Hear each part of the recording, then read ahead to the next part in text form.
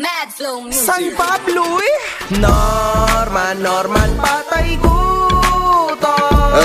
Norman pangit patay gutom.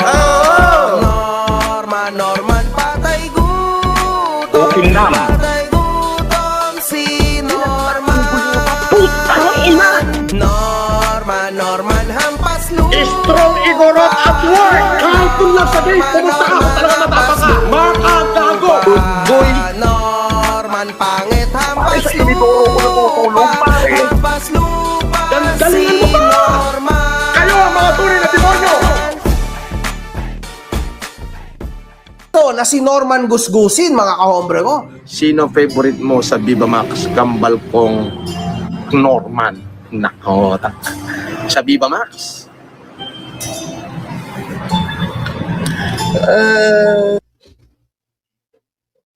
Ewan ko, ba't pinapatulan niya yung gantong tanong, ano? Diba? Hindi mo na dapat pinapatulan yan eh, yung mga ganyang tanong sa'yo. Tatanungin ka ng ganyan. Tapos, para alam mo yung open na open siya sa bastusan. Parang ganun. Yung kabastusan, game na game siya sa usapang kabastusan.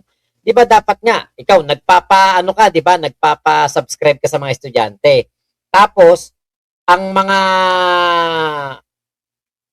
gagawin mong content, kabastusan, pambabastos, pagwawalang hiya. O, tapos ito, kalaswaan. Diba? Kaya, naku, dapat po sa mga magulang, wag po kayong tignan ninyo kung nagdadabog na si Joy. Tignan ninyo kung kung ang anak ninyo nakasubscribe dito kay Kulaong. Kasi baka mamaya, nakasubscribe kay Kulaong, natututunan? Puro mga sampigahin, puro mga putang ina, puro mga kabugukan ang natututunan ng anak nyo dito kay Kulaong. Di ba yan ang dapat bantayan yung mga anak ninyo at huwag papanoodin dito sa tukmol na ito. Kasi po, ito, malaswa na to. Buti sana kung nagsasalita, di ba, kunwari, ang mukha Alden Richards. Kaya nagsasalita etong si Piolo Pascual. Oh. Di ba? Baka pwede pa eh. Parang wholesome ang dating. Di ba? Pero ito talaga maliwanag. Ano to eh? Ano na pinag-uusapan dito? Kalaswaan na talaga eh. Tatlo, naging jowa ko dyan. Alam nating hindi totoo. Alam nating hindi totoo at alam natin na si Kulaong lumaya 2023. Kung yan, nagkaroon ng jowang Viva Max. Tama ba? Viva Max ba? Viva Max Kung yan nagka-jowa talaga ng Viva Max, tingin nyo po ba hindi niya yan ipagyayabang? Tingin nyo po ba kapag merong meron diyang tumabi na Viva Max na isang artista ng Viva Max. Tingin nyo ba hindi yan magkakandara pa sa pag-picture, pag-selfie? Syempre, pagyayabang niya kagad yun. May jowa akong Viva Max. So, diba?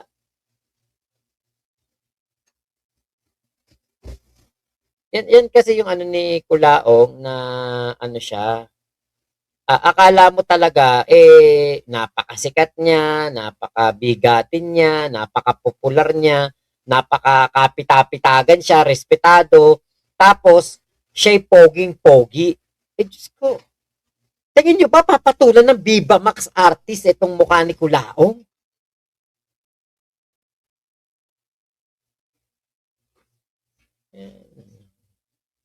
Ayun may pakulay, si Black Mamba. Ayun. Thank you Black Mamba. Ang papato lang po dito, yung mga hindi kilala si Kulaong. Yung hindi nila alam ang pagkatao. Yun. Pero yung Viva Max, atarantaduan yun. Yung isa, ang pangalan niya is JR? Yeah.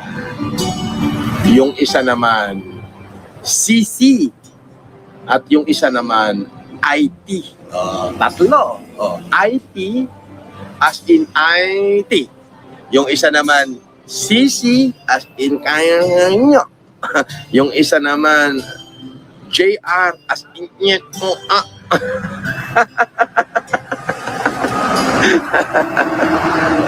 Gusto mo ng ano? Jomar Rodriguez, shout out sa'yo. Gusto mo ng video? May video kami. Talagang pagkapapanood mo yung video namin, talagang porn. Talagang sex, sex, Asar, talo ka na naman. Di ba? Napakamanyak mo talaga, Norman, no? Grabe, mga kahombre ko. Imagine ninyo, ganyan lang ang tingin niya sa mga babae. Nako, Norman, magbago ka na. Sa bagay, ba't ka nga ba naman magbabago?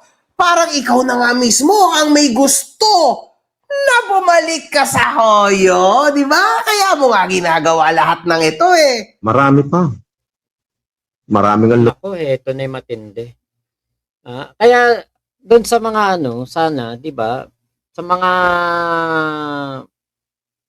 estudyante na pinapasubscribe ni Kulaong sa mga magulang, di ba? I-share nyo tong mga upload ni MG. Kasi, pero mo nagpapasubscribe siya sa mga kabataan, pero kalaswaan naman ng kanyang pinapakita. Kababuyan, kadugyutan. Di ba? Pambubutol. Kaya nga alam nyo, buti talaga umalis yung sila Jana saka si Walborga dito kay Kulaong. Kasi baka mamaya, may gawing hindi maganda Bakit? Kita mo nga, may nag-comment lang. Ano ba pangalan nung nag-comment na yun? Neneng ba yun? Neneng ganda? May nag-comment lang. O ano na ginawa niya? Diba? Nagpakita ng pagiging manyakol. Kaya, hindi po talaga to dapat tularan ng mga kabataan at dapat ilayo sa mga kabataan. O, Boss Mac, natanong ko na yan sa staff ng Viva Mac. Sabi nila, di nila kilala si Kulaong. Nung pinakita ko ang pic, sabi, ang pangit naman yan. Ay, Black Mamba, thank you sa pakulay, Eto, dati sabi niya siya maglilibot sa mga university. Ngayon, hide and seek na ang laro. Yun nga Pag nga magbibigay ng tulong, di ba? Parang magbibigay ng parang pambaon. Scholarship, yun pala, gagawin ka pang videographer. May kapalit. Paano makakapag-aral na mabuti yung estudyante kung kada weekend sasama sa'yo? Sasama sa katarantaduhan, isasama sa mga kalaswaan. Kakalabit-kalabitin ka sa kilikili. Diba? Ay, nako. Na-mass report na naman yung FB ni Kulaong. Oo nga, sabi nga, nakita ko nga kanina yun. Sinasabi. Okay, no kinugtarak tasubsob mo. Kulaong, baka isutik ikapatay mon. Yung pala yun. Molex, what's up? Not sure kung early ako or late. You're early. You're too early to be late. Okay. Miss Bulabog, isip ka pa please. Iba ang content. Bakit ba pilit na pilit dyan kay? Doon ka manood. Nag-e-enjoy kami dito kay Kuya Mac, MG at Normanyak Debunk. Wag na kasing dito yung comment, yung vlog nung iba. Hayaan nyo sila kung gusto nila yun. PhD si Kulaong sa YouTube. Ayun nga, na time out na nga. Pahinga ka na muna, isip ka pa ulit. Kining na. Inamoy, kulatog, dugyot. Ayan, Ate May. Big Mama, yun pala nabasa na natin. Ang jowa ni Norman, yung kanyang kaliwang kamay, 24/7.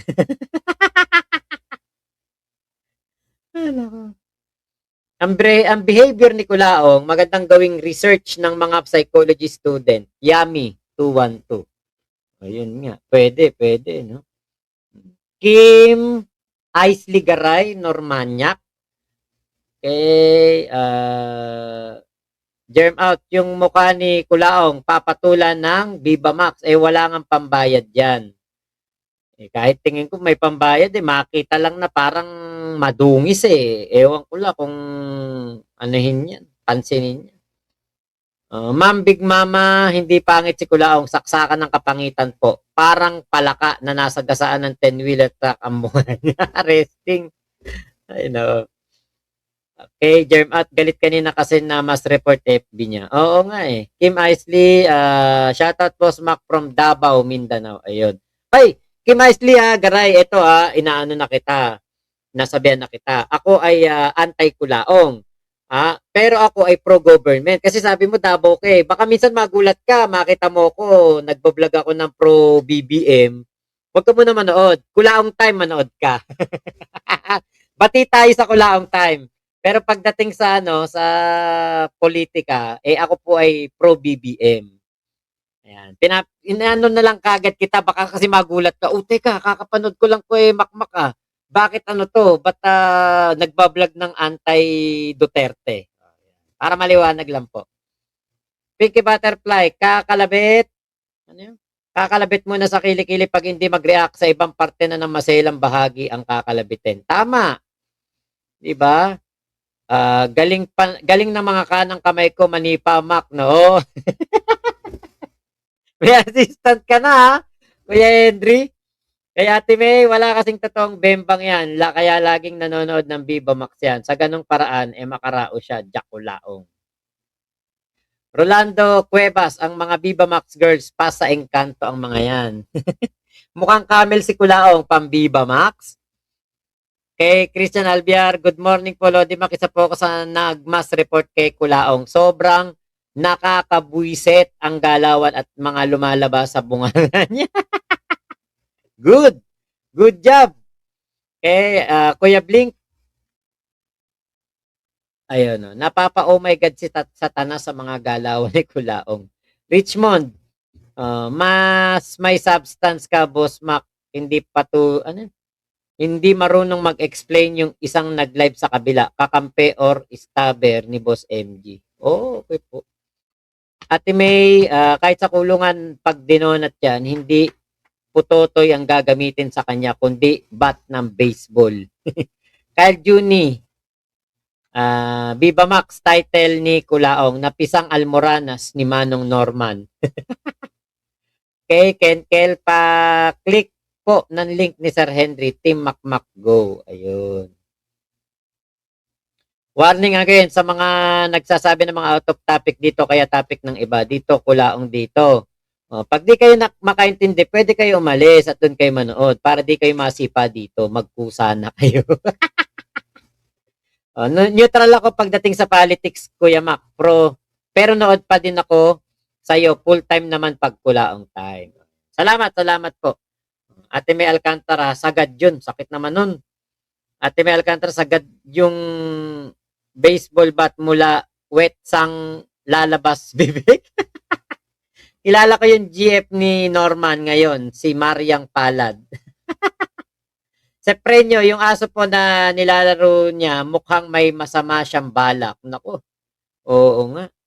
No, eto, punta na natin tong issue kay Corina Sanchez na talaga namang mabilis po ang naging action dito.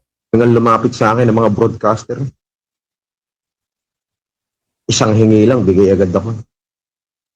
Katulad ni Corina Sanchez. Humingi lang ng ano yun, para sa mga pets. Walang 20 seconds. Bigay ako ng 1 million. Sino pa ba? Sa Japan. Dami kong tinulungang homeless dyan. Kumbaga mantra ng buhay ko yan ang pagtulong. Kaya lang ngayon naririndi na, napupundi na rin ako sa mga yan. Akala mo kung sino magaling wala namang kayang patunayan. Ano ba nagawa ninyo sa lipunan? Pero wag na natin pag-usapan yan.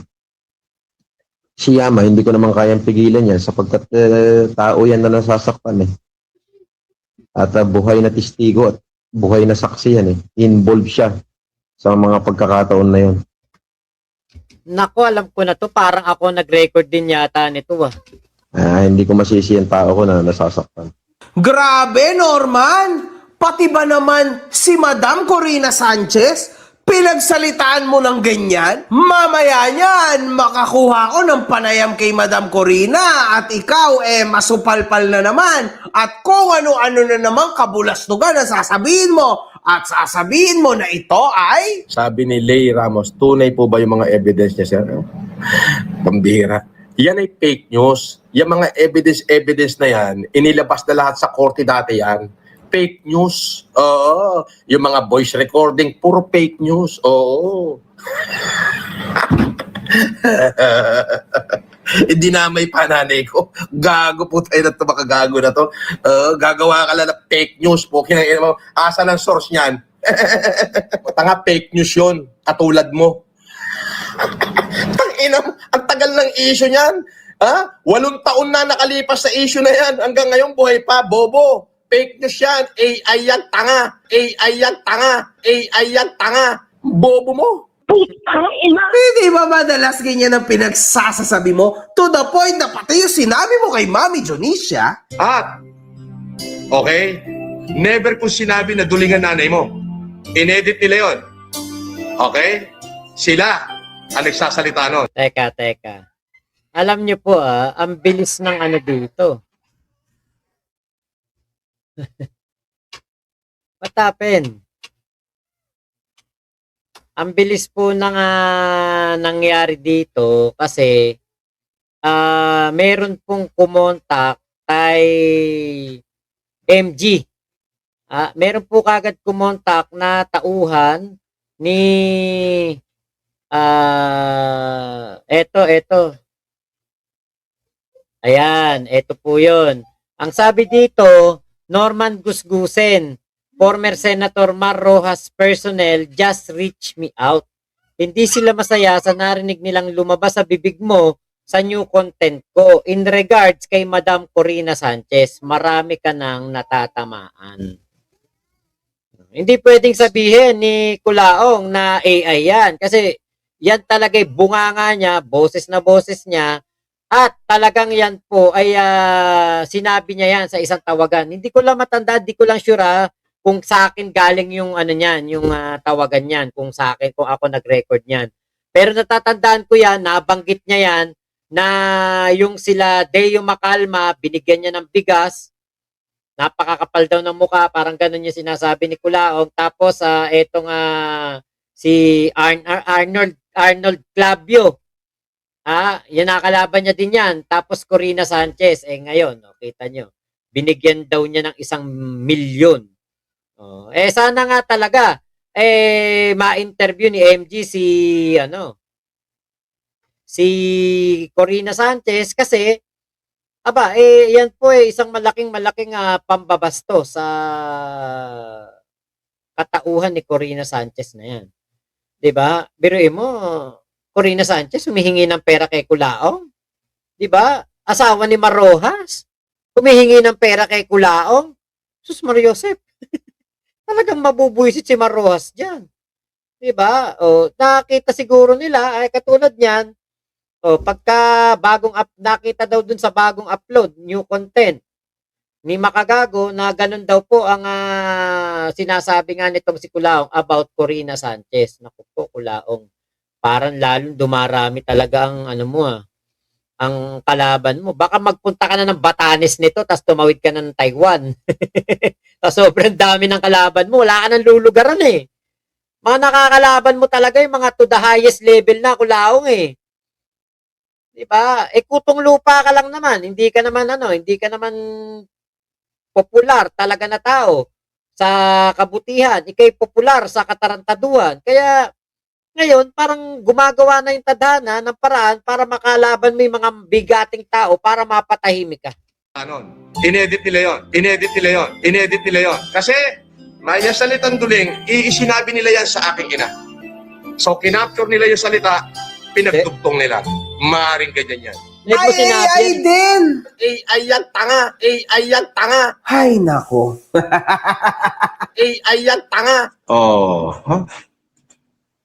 May nalalaman ka pa, paano ako magtatago sa sinasabing wakwang puta na ang tibay ko rito? Tanga. Matibay daw sa lugar niya. Walang yaka, Norman. Kaso mo nga lang sa akin sa Isabela, na-dismiss pa. Anong matibay? Dagukan kita dyan eh. Kukunin ko lang yung papel. Ipapakita ko sa inyo.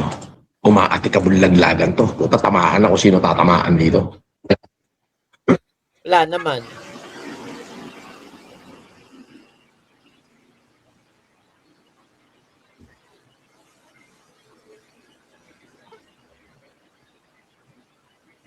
Ang bilis ni Miss Bulabog ah. Tumitingin pa lang ako eh. Ano ko pa lang eh. Nadali mo na kagad eh. Baka kasi may wangwang eh. Sabi ko sa iyo eh, huwag ako. Okay?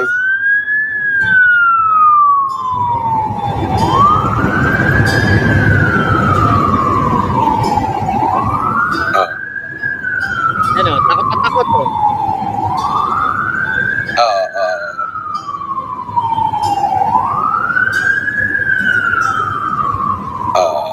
Huwag ako. Grabe na yan, Mangusin ha. Ibang klaseng paranoia na yan. Dinaig mo pa ang nakatik ng kung ano-ano sa katawan mo ha.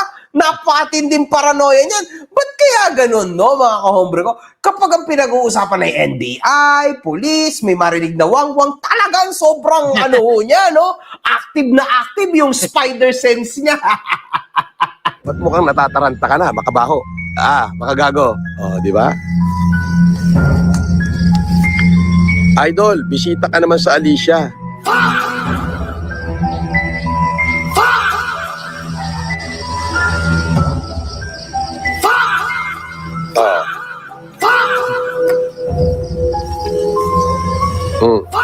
Ayun o. Mata o. Hop.